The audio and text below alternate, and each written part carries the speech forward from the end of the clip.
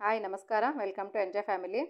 Friends, ಒಂದೇ ಸೀಸನಲ್ಲಿ ಸಿಗುವಂಥ ಅವರೆಕಾಳು, ಕಡಲೆಕಾಳು ಹಾಗೆ ಫ್ರೆಶ್ ಆಗಿರುವಂಥ ಬಟಾಣಿ ಮತ್ತು ಅದರೊಟ್ಟಿಗೆ 2 ತರಕಾರಿ ಕ್ಯಾರೆಟು ಮತ್ತು ಬದನೆಕಾಯನ್ನು ಉಪಯೋಗಿಸ್ಕೊಂಡು ತುಂಬ ರುಚಿಯಾಗಿರುವಂತಹ ರೊಟ್ಟಿಗೆ, ಚಪಾತಿಗೆ ಹಾಗೆಯೇ ಅನ್ನಕ್ಕೂ ಕೂಡ ಒಳ್ಳೆ ಸೈಡ್ ಡಿಶ್ ಇದು ಉತ್ತರ ಕರ್ನಾಟಕ ಸ್ಪೆಷಲ್ ಅಂತಲೇ ಹೇಳ್ಬೋದು. ತುಂಬ ಚೆನ್ನಾಗಿರುತ್ತೆ. ಕಡಿಮೆ ಮಸಾಲೆನ ಉಪಯೋಗಿಸ್ಕೊಂಡು ಮಾಡುವಂಥದ್ದು. ಮೊದಲಿಗೆ ನಾನಿಲ್ಲಿ ಹಸಿ ಕಡಲೆಕಾಳು ಮತ್ತು ಹಸಿ ಅವರೆಕಾಳು ಇದನ್ನು ಹಿಚಗಿಲ್ಲ ಹಿತಗದೇ ಇರುವಂಥ ಉಂಡೆ ಅವರೆಕಾಳು ಹಾಗೆಯೇ ಕ್ಯಾರೆಟು ಇಷ್ಟನ್ನು ಒಂದೊಂದು ಬೌಲ್ನಷ್ಟು ತೊಗೊಂಡು ನೀರು ಮತ್ತು ಸ್ವಲ್ಪ ಉಪ್ಪನ್ನು ಹಾಕ್ಕೊಂಡು ಒಂದು 10 ನಿಮಿಷದವರೆಗೂ ಬೇಯಿಸ್ಕೊಂಡಿದ್ದೀನಿ. ಅಂದರೆ ತುಂಬ ಮೆತ್ತಗಾಗೋವರೆಗೂ ಏನೂ ಬೇಯಿಸ್ಕೊಂಡಿಲ್ಲ. ಅಷ್ಟು ಬೇಯಿಸ್ಕೊಂಡಾದ್ಮೇಲೆ ಇವಾಗ ಮಸಾಲೆ ರುಬ್ಕೊಳ್ಳೋದಕ್ಕೋಸ್ಕರ 1 ಈರುಳ್ಳಿ, 1 ಅಥವಾ 2 ಈರುಳ್ಳಿ, 3 ಟೊಮೊಟೊ ಹಣ್ಣು, 1 ಇಂಚಿನಷ್ಟು ಶುಂಠಿ ಮತ್ತು ಒಂದು 5 ರಿಂದ 6 ಬೆಳ್ಳುಳ್ಳಿ ಹೆಸಳು ಮತ್ತು ಕೊತ್ತಂಬರಿ, ಸ್ವಲ್ಪ ಉಪ್ಪನ್ನು ಹಾಕ್ಕೊಂಡು ಸ್ವಲ್ಪ ತರ್ತರಿಯಾಗಿ ಮಸಾಲೆ ರುಬ್ಕೊಂಡಿದ್ದೀನಿ. ಈಗ ಒಗ್ಗರಣೆಗೆ 1 ಟೇಬಲ್ ಸ್ಪೂನ್ನಷ್ಟು ಎಣ್ಣೆ, 1 ಟೀ ಸ್ಪೂನ್ನಷ್ಟು ಸಾಸಿವೆ, 1 ಈರುಳ್ಳಿ ಹಾಗೆಯೇ ಕರಿಬೇವನ್ನು ಹಾಕ್ಕೊಂಡು ಒಗ್ಗರಣೆ ಮಾಡ್ಕೊಳ್ತಾ ಇದ್ದೀನಿ. ನಾವು ಈರುಳ್ಳಿ ಕೂಡ ಇಲ್ಲಿ ತುಂಬ ಚಿಕ್ಕದಾಗೇನು ಕಟ್ ಮಾಡ್ಕೊಳ್ಳೋ ಅವಶ್ಯಕತೆ ಇಲ್ಲ, ಸ್ವಲ್ಪ ಮೀಡಿಯಮ್ ಸೈಜಲ್ಲಿದ್ದರೆ ಸಾಕು. ಇವಾಗ ಈರುಳ್ಳಿ ಕೂಡ ಫ್ರೈ ಮಾಡ್ಕೊಂಡು ಆದಮೇಲೆ ಇದಕ್ಕೆ 1.5 ಟೀ ಸ್ಪೂನ್ನಷ್ಟು ಅಚ್ಚ ಖಾರದ ಪುಡಿ ಹಾಕ್ಕೊಳ್ತಾ ಇದ್ದೀನಿ.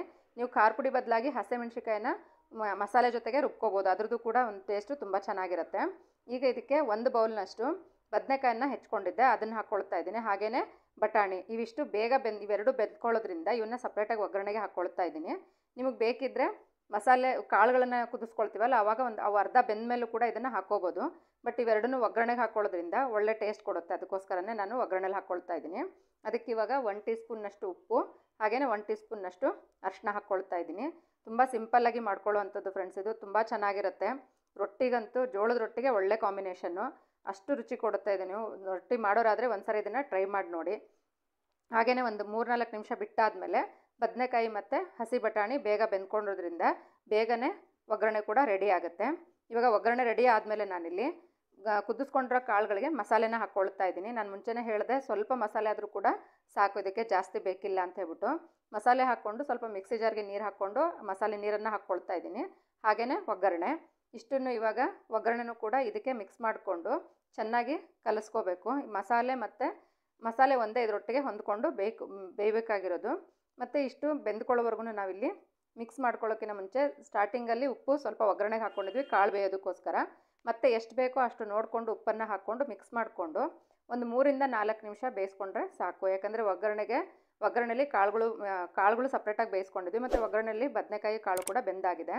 ಇವಾಗ ನೋಡಿ ರೆಡಿಯಾಗಿದೆ ಪಲ್ಯ. ನೀವು ಚಪಾತಿ ಜೊತೆಗೆ, ರೊಟ್ಟಿ ಜೊತೆಗೆ, ಯಾವುದ್ರ ಜೊತೆಗಾದರೂ ಯೂಸ್ ಮಾಡ್ಕೊಳ್ಳಿ, ತುಂಬ ಚೆನ್ನಾಗಿರುತ್ತೆ. ಅನ್ನಕ್ಕೂ ಕಲಿಸ್ಕೊಳ್ಳೋದಕ್ಕೂ ಕೂಡ ತುಂಬ ರುಚಿಯಾಗಿರುತ್ತೆ. ಸಿಂಪಲ್ಲಾಗಿ ಬೇಗನೆ ಮಾಡ್ಕೊಳ್ಳೋಂಥ ಮಿಕ್ಸ್ ಕಾಳು ಮತ್ತು ತರಕಾರಿ ಪಲ್ಯ ರೆಡಿಯಾಗಿದೆ. ಇವತ್ತಿನ ಡಿಶ್ಶು ನಿಮ್ಗೆ ಇಷ್ಟ ಆಗಿದ್ದರೆ ಲೈಕ್, ಕಮೆಂಟ್ ಮತ್ತು ಶೇರ್ ಮಾಡಿ. ಹೀಗೇ ಸಪೋರ್ಟ್ ಮಾಡ್ತಾಯಿರಿ. Thank you.